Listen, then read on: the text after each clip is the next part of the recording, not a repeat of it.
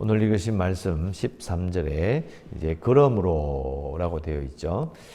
그러므로라는 말이 나오면 항상 앞에 있는 말씀을 살펴봐야 됩니다. 그러니까 앞에 이러이러한 내용이 있고 그러므로 이렇게 해라 이렇게 되어 있거든요. 그러니까 우리가 어제 읽었던 베드로전서 1장 1절부터 12절 전체 내용, 또 특별히 10절에 보면 이 구원에 대하여는 너에게 임할 은혜를 예언하던 선지자들이 연구하고 부지런히 살핀 것이다. 무슨 말입니까? 예수님의 삶과 고난과 죽으심, 부활, 성령 강림 등등등 모든 것들은 갑자기 생긴 게 아니고 하나님께서 계속 준비하셨다라는 것이 이제 10절부터 12절까지 내용이에요. 하나님께서 준비하셨던 일이 일어났다. 하나님께서 모든 걸 준비하신 계획이 성취되기 시작했다. 그러므로 너희는 이렇게 하라. 이게 오늘 말씀 내용이에요. 13절부터 18절까지 내용을 전체가 우리가 볼 수가 있는데요. 한 구절 한 구절 말하면 너무 많고. 자, 제가 이렇게 말씀드린 적이 있죠. 그 똑같은 단어가 나오면 중요하다고 그랬잖아요. 그래서 오늘은 똑같은 단어는 아닌데요. 비슷한 내용이 두 번 반복이 돼요. 자, 어디를 보시냐면 14절에 너희가 순종하는 자식처럼 전에 알지 못하던 때에 따르던 너희 사욕을 본받지 말고 줄 것이에요. 너희가 순종하는 자식처럼 전에 알지 못할 때에 따르던 너희 사욕을 본받지 말라 줄 것이었죠. 자, 그 다음에 18절 넘어가서 너희가 알거니와 너희 조상이 물려준 헛된 행실에서 대속함을 받은 것 줄 것이에요. 자, 어떻게 보면 전혀 다른 말 같죠. 그런데 잘 보세요. 자, 18절에 보면 너희가 알거니와 너희 조상이 물려준 헛된 행실. 자, 헛된 행실이란 말 관습을 말하는 겁니다. 관습인데 조상이 물려줬다 돼 있죠. 그런데 14절에 뭐라고 되어 있습니까? 너희가 순종하는 자식처럼 전에 알지 못하던 때에 따르던, 이거 같은 말이에요. 잘 생각해 보세요. 그냥 순종하는 자식처럼 무슨 말입니까? 부모가 이거 해라. 예. 그럼 순종한 거예요. 그러니까 그냥 따르던 거예요. 그냥 따랐어. 조상들이 가르쳐 줬으니까 우리 아버지가 그랬고 아버지의 아버지가 그랬고 그 아버지의 아버지가 했던 일이니까 그냥 한 거예요. 근데 그 내용이 뭐냐? 그냥 사욕이었던 거예요. 개인적인 욕심인 거예요, 그냥. 그리고 18절의 말씀 그대로 그냥 헛된 관습이었던 거예요. 근데 이건 생각보다 어려운 문제예요. 왜냐하면 부모가 가르치고 친척들이 가르치고 그 사회가 가르치던 것이 그게 그냥 개인의 욕심일 뿐이다. 그냥 헛된 관습에 불과하다. 그걸 벗어나가지고 그걸 이겨내고 그걸 버린다? 그건 정말 어려운 일인 거죠. 베드로의 말은 바로 그겁니다. 너희들이 예수 믿는 것은 그 전에 그냥 부모가 가르쳤으니까 아무 생각 없이 따라갔던, 조상들이 물려줬기 때문에 그냥 따라갔던 그 많은 것들과는 전혀 다르게 살아야 돼. 이 말이에요. 실제로 이들이 지금 예수 믿어서 원래 살던 동네에서 지금 쫓겨나고 핍박을 받고 있잖아요. 왜 핍박을 받아요? 관습을 떠나버린 거예요. 부모가 가르친 그 내용을 안 따르는 거예요. 이거 도망 다닐 수밖에 없고 핍박받고 쫓겨나는 거죠. 그런 의미를 가지고 있는 겁니다. 자, 이걸 이해하면 15절, 16절 나오는 말이 무슨 말이 보입니까? 거룩한 자가 되라 나오죠. 15절에 거룩한 자가 되라. 그러니까 제가 레위기를 제가 계속 이야기하면서 거룩합니다는 것은 어떻게 설명된다고 그랬습니까? 다르다는 거예요. 달라져야 한다. 이런 의미가 되는 거예요. 출애굽기에 나오는, 즉 이스라엘 백성들이 이집트에 있을 때는 신분이 노예였잖아요. 그리고 태양신을 섬기는 문화에 있어서. 근데 거기서 구원을 받았어요. 그러니까 어떻게 됩니까? 달라져야 되는 거예요. 노예가 아니에요. 자유인이 되고요. 그 다음에 태양신을 섬기는 자가 하나님을 섬기는 자로 신분이 바뀌고 그리고 다른 삶을 살아야 되는 거죠. 똑같은 얘기를 하고 있는 거예요. 이 사람들이, 이 편지를 받는 사람들이 대부분 예수 믿는 유대인들이니까 이 말이 무슨 말인지 금방 알아들어요. 출애굽기와 똑같은 논리로 말하고 있거든요. 전에는 순종한 자식처럼 알지 못하던 때에 따르던 그런 사욕, 부모가 가르친 거, 조상이 가르친 것에서 벗어나서 완전 다른 삶을 살라. 그래서 너희들이 하나님처럼 거룩한 자가 되라. 모든 행실에 거룩한 자가 되라. 거룩한 말이 한 번, 두 번, 세 번, 네 번 반복이 돼요. 달라야 된다. 다르니까 이렇게 되는 거다. 뭐 이렇게 계속해서 베드로는 도전하고 있습니다. 그리고 18절에 보면 중요한 말이 하나 더 붙어 있는데요.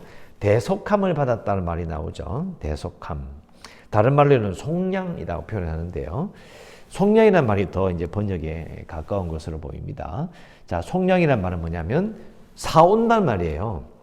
자, 우리가 옛날에 받던 설명은 이런 설명입니다. 노예로 팔려온 자들을 내가 가서 내 돈을 주고 그 사람을 사오는 거예요. 자, 근데 속량은요, 그냥 속량이 아니고요. 거기서 사와서 그 사람을 내 노예로 쓰는 게 아니고요. 풀어주는 거예요. 그걸 속량이라고 하는 거죠. 이게 중요한 이야기입니다. 죄로 팔린 자들, 죄의 노예가 된 자들, 하나님이 예수 그리스도를 그 생명을 속량의 돈으로, 즉 피값을 지불하시고 노예값을 지불해서 그를 구원해내잖아요. 구원해내고 그 사람이 우리가 풀려났어요. 근데 하나님의 노예를 쓰는 게 아니고요. 풀어서 자유인으로 하나님의 자녀 삼으시는 거예요. 그게 속량이에요. 자, 이것을 다른 사람들 이렇게 설명합니다.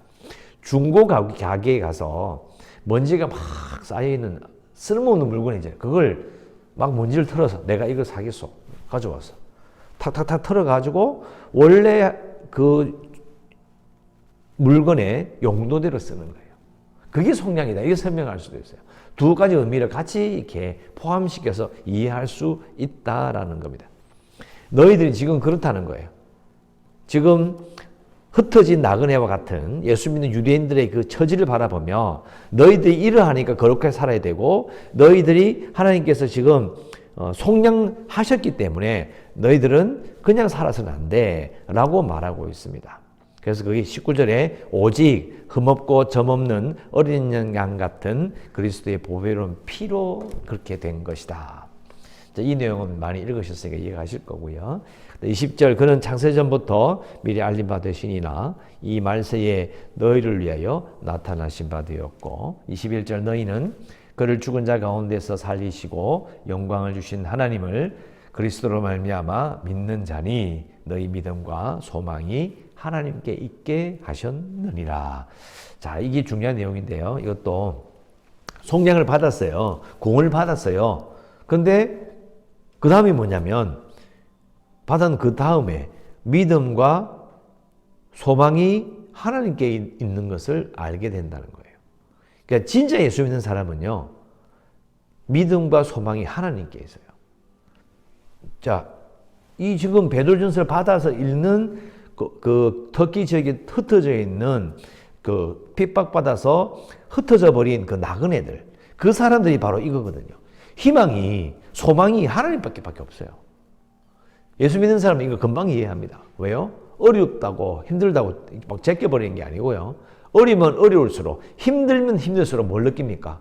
하나님만 믿을 수밖에 없는 거예요. 하나님 외에는 아무 방법이 없어요. 그게 바로 이 말인 거죠. 너희 믿음과 소망이 하나님께 있도록 하셨다라는 거예요. 그렇게 해주셨다. 그래서 진짜 예수 믿는 사람은 믿음과 소망이 하나님께 있다는 거죠. 자, 그리고 22절부터 2장 3절까지 연결되는 큰 부분이 또 나오는데요. 22절에 너희가 진리를 순종함으로 너희 영혼을 깨끗하게 하여 거짓이 없이 형제를 사랑하기에 이르렀으니 마음으로 뜨겁게 서로 사랑하라. 자, 진리가 누구냐면 진리는 예수님을 말하는 겁니다. 그래서 예수님께서 내가 곧 길이요 진리요 생명이다. 그래서 예수님께 순종함으로 너희 영혼을 깨끗하게 하여 거짓이 없이 형제를 사랑하기에 이르렀다. 그래서 마음으로 뜨겁게 서로 사랑하라. 그러니까 예수님을 믿게 된 거, 자기가 예수 믿겠다고 난리친 게 아니잖아요. 예수 믿도록 선택받아서 믿게 하셔서 그래서 순종하고 보니까 내 영혼이 깨끗해진 거예요. 그래서 거짓이 없이 형제를 사랑했어요. 근데 왜 베드로는 마음으로 뜨겁게 서로 사랑하라고 명령할까요? 자, 이거는요.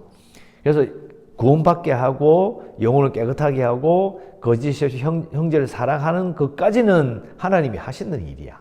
근데 그 다음이 뭐야? 마음으로, 마음 깊이 뜨겁게 서로 사랑하는 것은요. 그러니까 내가 사랑 마음을 가지고 있어. 근데 상대방도 나를 사랑하고 나도 상대방을 사랑하는 건요. 이게 그냥 되는 일이 아니에요. 즉 선택해야 되는 거예요. 그래서 명령하는 거죠. 자, 교회 오면 저도 어릴 때 그런 하는 말 많이 들었습니다. 야, 신앙생활 열심히 하고 싶은데 교회가 은혜가 안 돼. 응? 사람들이 진짜 마음에 안 들어. 이런 말들. 또 누구 때문에 내가 교회 가기 싫어. 이런 말들. 예나 지금에 똑같은 거예요. 그 이야기를 지금 하고 있는 거죠. 가만 생각해 보면. 그러니까 예수 믿는 건 너무 좋아. 근데 예수 믿는 사람들이 싫어. 이런 말을 하거든요. 중요한 건 바로 마음으로 뜨겁게 서로 사랑하는 것은 자동으로 되는 게 아닌 거예요. 이 말씀에 순종해야 되는 거죠. 선택해야 되는 부분이 있는 거예요. 내가 예수 믿는 게 너무나 분명하고 내가 구원받은 것이 너무나 분명하지만 그리고 내 마음속에 형제를 사랑하는 마음이 있어. 그러나 실제로 교회에 가서 공동체 속에서 서로 사랑하는 것은 어려운 일이고 그것을 해야 되는 명령이라는 거예요. 23절 너희가 거듭난 것은 썩어져 시로된 것이 아니고 썩지 아니할 시로된 것이니 살아있고 항상 있는 하나님의 말씀으로 되었느니라. 자, 이 시라는 것은 하나님의 말씀이에요. 말씀인데 자, 하나님의 말씀 이건 구약 성경일까요? 신약 성경일까요? 여기는 신약 성경이 없었어요. 구약입니다. 신약 성경 만들어질 때가 아니니까. 그러니까 무슨 말입니까? 앞에 나오는 거 똑같은 거예요.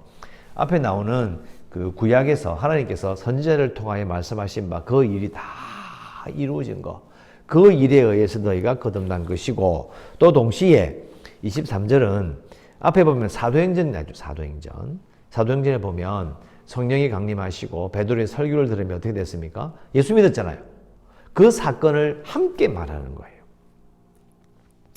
그리고 통해서 너희들이 거듭난 것이다. 새로운 삶을 살고 있는 것이다.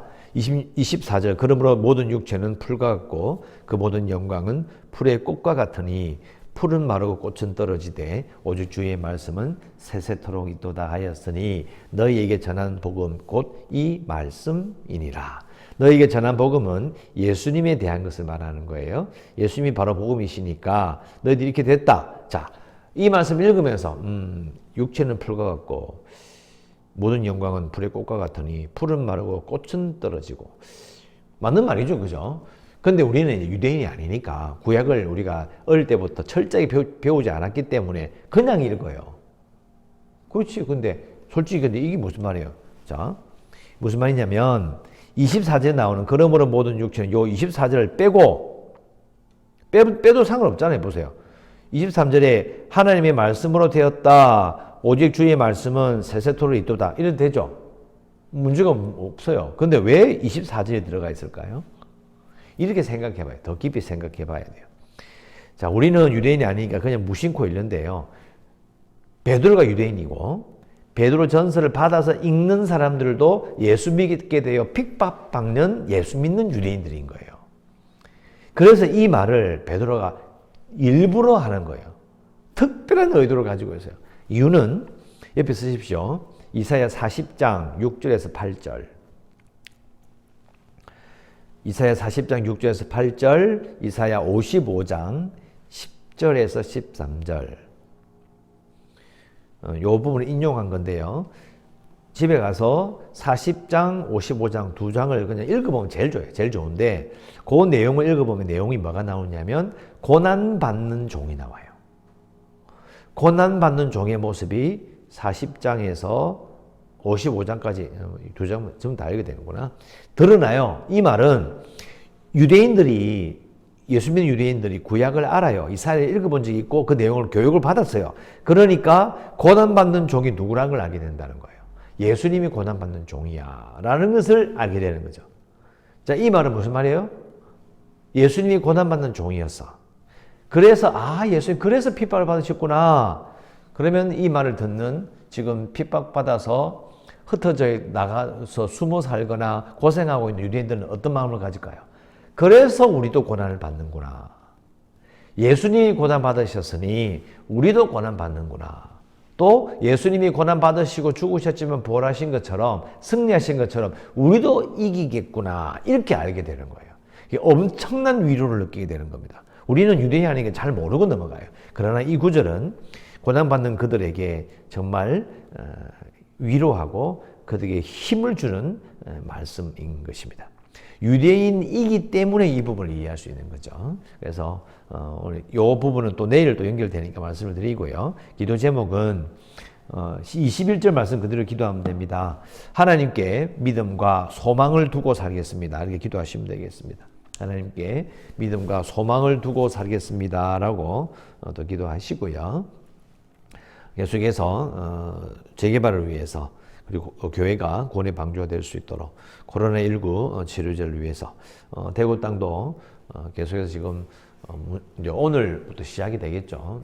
해가 뜨면 또 확진자 숫자도 나올 것이고 나오는데 더 이상 번지지 않도록 또 꼭 기도해 주시고 연약한 성도들과 그리고 주일학교 아이들 선교지를 위해서 이 나라를 위해서 기도하시고 오늘도 하나님의 은혜 가운데 살아가시기를 주의 이름으로 축원합니다. 기도하겠습니다.